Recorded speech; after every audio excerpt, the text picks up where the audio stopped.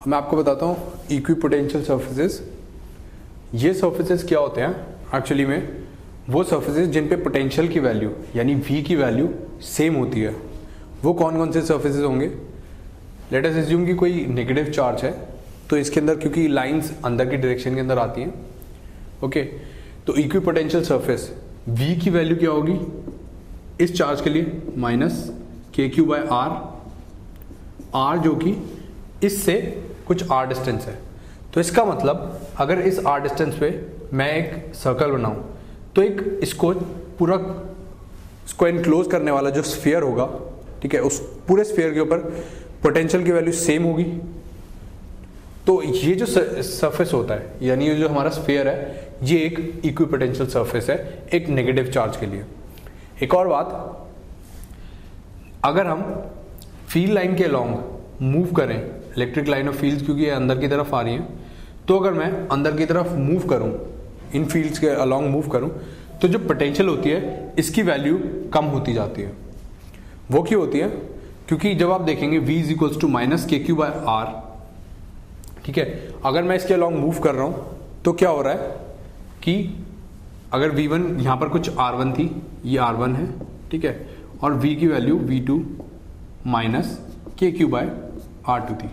अगर R2 छोटी है, R2 is smaller than R1, तो क्या होगा? क्योंकि ये नेगेटिव के अंदर है तो ये पूरी वैल्यू यानी V1 will be greater than V2। अगर मैं सिर्फ नेगेटिव साइन ना होता, यहाँ पे पॉजिटिव साइन होता, तो क्योंकि R2 छोटी है तो क्या होता, ये टर्म बड़ी हो जाती है, लेकिन नेगेटिव टर्म के साथ ये टर्म छोटी हो गई, ठीक है, तो V1 will be greater than V2। और एक ये चीज़ आप हमेशा ध्यान रखेंगे, क्योंकि इलेक्ट्रिक फील्ड के अलोंग आप मूव कर रहे हैं, यानी अगर कोई चार्ज था प्लस Q, आप इस फील्ड के अलोंग मूव कर रहे हैं, यानी यहां से यहां पर जा रहे हैं, तो आपका डिस्टेंस उससे बढ़ रहा है, यानी जहां से पोटेंशियल आपकी होनी थी वो बढ़ रहा है। तो अगर आप ये चीज हमेशा याद रखेंगे कि अगर आप इलेक्ट्रिक फील्ड के अलोंग, लाइन ऑफ फोर्स के along, lines of force, electric lines of forces के अलोंग मूव करेंगे तो आपकी पोटेंशियल की वैल्यू कम होती है, ठीक है। अगर आपकी electric line of forces parallel होती तो आपके लिए पोटेंशियल सरफेस क्या होता? इक्विपोटेंशियल सरफेस कुछ ऐसा होता। इट इज वेरी सिंपल, क्योंकि अगर ये है तो इलेक्ट्रिक फील्ड और लाइंस के परपेंडिकुलर जो डायरेक्शन होती है उस डायरेक्शन के अंदर इलेक्ट्रिक, क्योंकि अगर यहाँ पर कुछ चार्जेस थे, यहाँ पर अगर प्लस Q चार्ज था और यहाँ से पैरेलल लाइंस निकल रही हैं, तो यहाँ से डिस्टेंस इसका सेम होता, और पैरेलल है तो इसका मतलब यहाँ से डिस्टेंस इसका सेम है, तो जो V की वैल्यू है यहाँ पर सेम होती, ओके। अब अगर मैं मानूं कि यहाँ पर यानी कि अंदर की तरफ ये जब जा रही है, अगर ये मेरा इक्विपोटेंशियल सरफेस है, ठीक है, कुछ ऐसा सरफेस है और ये R डिस्टेंस पर है। अगर मैं मानूं यहाँ पर दो वैल्यूज हैं, अगर EN है और एक ET है, ठीक है, मैंने आपको इसके अंदर जो फॉर्मूला बताया था, अगर ET की डायरेक्शन में ये E है तो इसकी वैल्यू क्या होती थी? माइनस डेल V/डेल T, ठीक है। और क्योंकि हम इक्विपोटेंशियल सरफेस के अलोंग मूव कर रहे हैं तो क्या होगा? डेल V की वैल्यू 0 है, क्योंकि इक्विपोटेंशियल सरफेस है तो चेंज इन पोटेंशियल इज 0, तो इसका मतलब ये 0 हो गया, इसका डिफरेंशिएशन भी 0 होगा, इसका मतलब ET की वैल्यू 0 है, यानी जो इलेक्ट्रिक लाइन ऑफ फोर्सेस होंगी वो हमेशा इक्विपोटेंशियल सरफेस के नॉर्मल होंगी, ओके। अब एक और चीज मैंने आपको जो बताई थी पहले, वो क्या थी कि अगर कंडक्टर होता है, अगर ये आपका कंडक्टर है, जैसे आप ऐसे मान लीजिए ये आपका कंडक्टर है, तो कंडक्टर से हमेशा परपेंडिकुलर गिरती हैं जो इलेक्ट्रिक लाइन ऑफ फोर्सेस होती हैं, ठीक है।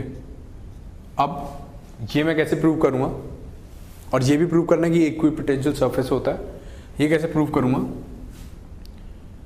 अगर मैं मान लेता हूं ये मेरा एक क्लोज लूप है, आपको मैंने बताया था कंडक्टर के अंदर E की वैल्यू 0 होती है, मैंने आपको बताया था। ये E की वैल्यू 0 क्यों होती है कंडक्टर के अंदर? ये इसलिए क्योंकि अगर E की वैल्यू इसके अंदर कुछ होगी तो क्या होगा? कंडक्टर के अंदर इलेक्ट्रॉन्स काफी फ्री होते हैं, तो वो इधर उधर मूव करने लग जाएंगे due to this electric field, और जब तक मूव करते रहेंगे जब तक E की वैल्यू 0 नहीं हो जाएगी। इसका मतलब क्या हुआ? कंडक्टर के अंदर E की वैल्यू 0 होनी चाहिए, तभी वो फ्री मूव नहीं करेंगे।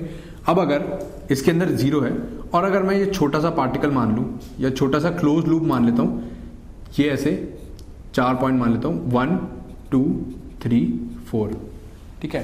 अब क्लोज लूप के अंदर आपको फॉर्मूला मैंने बताया था E.dl इज इक्वल टू 0, ठीक है।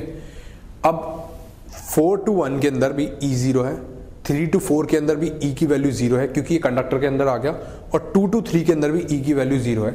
इसका मतलब नेट क्या बचा, अगर यहां पर कोई वैल्यू E है, E1.dl this is equal to 0, ठीक है। इसका मतलब E की वैल्यू यहां पर 0 होगी, ठीक है।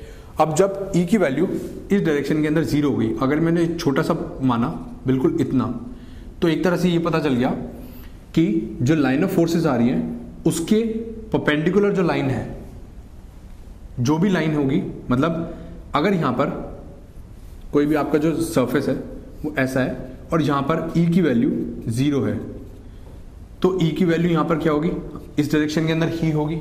इसका मतलब क्योंकि मेरा यही सरफेस था तो मेरी E की वैल्यू क्या गिरी, परपेंडिकुलर गिरी, ठीक है। और मैंने आपको बताया था अगर किसी भी इक्विपोटेंशियल सरफेस के ऊपर, किसी भी सरफेस के ऊपर अगर हमारी लाइंस ऑफ फोर्सेस परपेंडिकुलर गिरती है, यानी इस डायरेक्शन के अंदर गिरती है, तो वो पूरा सरफेस हमारा इक्विपोटेंशियल होता है। तो इसका मतलब हमको पता चल गया कि जो कंडक्टर होता है, हमारा कंडक्टर के ऊपर सरफेसेस के ऊपर हमेशा ये परपेंडिकुलर डायरेक्शन में गिरेंगी, और जो कंडक्टर का सरफेस होगा ये हमेशा इक्विपोटेंशियल होगा। This will be equipotential if this is a conductor. ये चीज आप याद रखेंगे क्योंकि ऑब्जेक्टिव्स के अंदर ये काफी चीज आती है।